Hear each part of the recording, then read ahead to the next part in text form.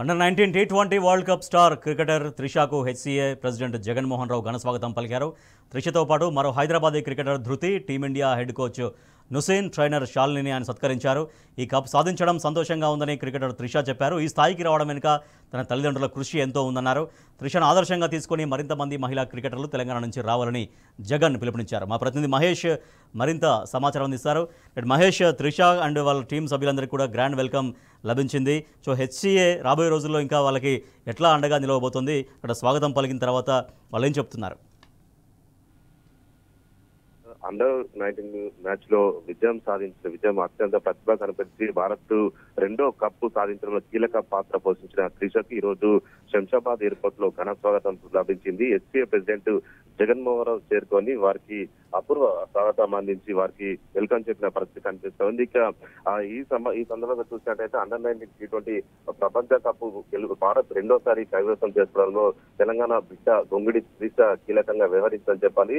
ఆ రెండు మ్యాచ్ల ఈసారి జరిగిన మ్యాచ్లలో అత్యధిక పరుగులు 309 పరుగులు చేసి ఆ రికార్డు సృష్టించి, అంతేకాకుండా అటు బ్యాటింగ్ లతో పాటు బౌలింగ్ లో కూడా దాదాపు 7 వికెట్లకు కూడా తీసి తనదైన పాత్ర పోషించి ఈ మ్యాచ్ గెలవడంలో కీలక పాత్ర పోషించి మ్యాన్ ఆఫ్ ద టోర్నీ కూడా అందుకున్న పరిస్థితి కనిపిస్తుంది. ఇక హైదరాబాద్ క్రికెట్ అసోసియేషన్ నుంచే ఇక త్రిష ఇటు ఈ మ్యాచ్ లో కూడా పాల్గొని చెప్పాలి. ఇక ఇప్పటికే హైదరాబాద్ క్రికెట్ అసోసియేషన్ నుంచి ఎంతో మంది క్రికెటర్లు రాణిస్తున్న పరిస్థితి కనిపిస్తుంది. త్రిష కూడా ఆకోవకే చెందిందని చెప్పాలి.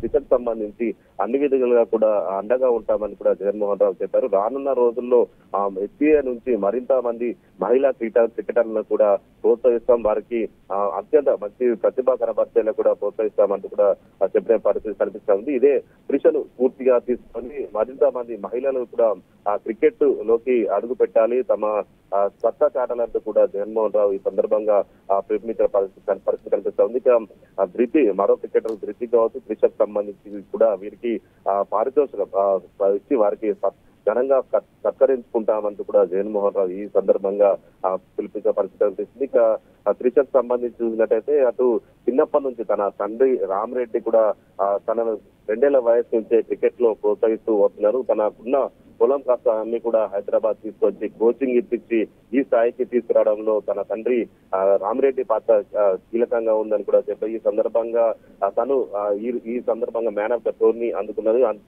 సెంచరీ కూడా సాధించిన త్రిష దీనంతా కూడా తన తండ్రికి అంకితం ఇస్తున్నట్టు కూడా త్రిష ఇప్పటికే చెప్పిన పరిస్థితి కనిపిస్తుంది. రాబోయే రోజుల్లో కూడా టీమిండియాకు ఆడేందుకు కూడా అన్ని విధాలుగా కూడా ప్రాక్టీస్ చేస్తూ అత్యంత ప్రతిభ కనిపిస్తూ రాబోయే రోజుల్లో మరింత కృషి చేస్తారని కూడా త్రిష చెప్పే పరిస్థితి కనిపిస్తా ఉంది.